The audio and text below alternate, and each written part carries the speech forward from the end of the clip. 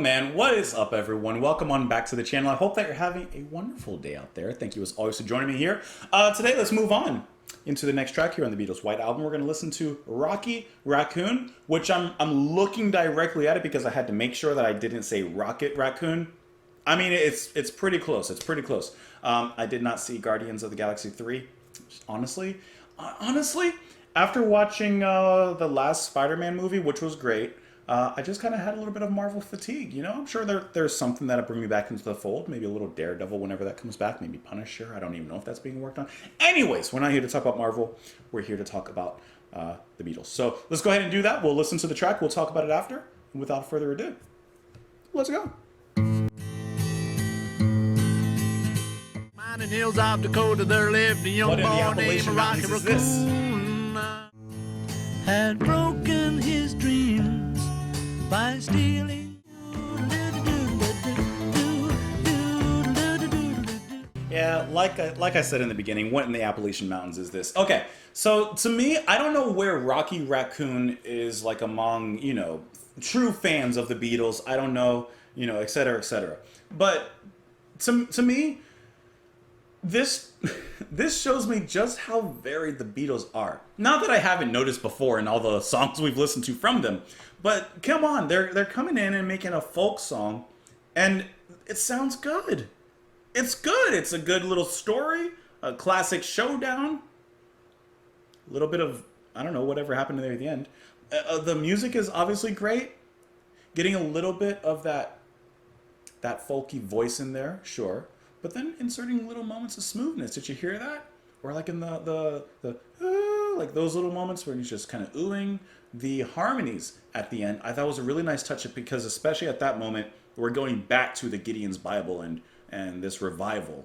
I don't know if he died and he was escorted to heaven or what happened from the shootout and everything, but like, I just think that that's like those little cool touches that bring story and music together, wraps the composition in this neat little book. You can't do better than that. Really. Guitar sounded great. I like how we had a little saloon showdown for a moment there as well. How fun was that? Sounds great. Little Benny the Bouncer there. Like this is just a really cool song, and I like to hear the Beatles exploring these different avenues and exploring these different places, because from what I kind of hear, all the different places that they explore, they hit it pretty good, you know? Now, somewhere in the black mining hills of Dakota, there lived a young boy named Rocky Raccoon. And one day his woman ran off with another guy, hit young Rocky in the eye. Rocky didn't like that. He said, I'm going to get that boy.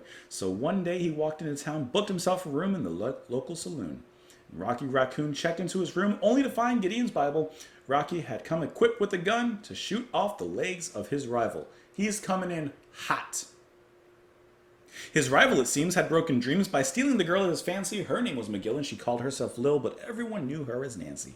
Now she and her man, who called himself Dan, were in the next room at the hoedown, and Rocky burst in, a grin, and he said, Danny boy, this is a showdown. I'm loving just reading the lyrics because it's just so fun to read in the first place. Like, just great writing, even like structure-wise writing.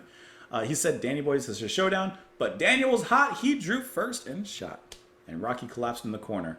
Doctor comes in. Rocky says it's only a scratch, he'll be better. The doc helps him up. And at the end, and now Rocky Raccoon, he fell back in his room only to find Gideon's Bible. I like how at first, of course, you know, he was set up for vengeance, and now he's back there with the Bible. Perhaps now in a story of redemption.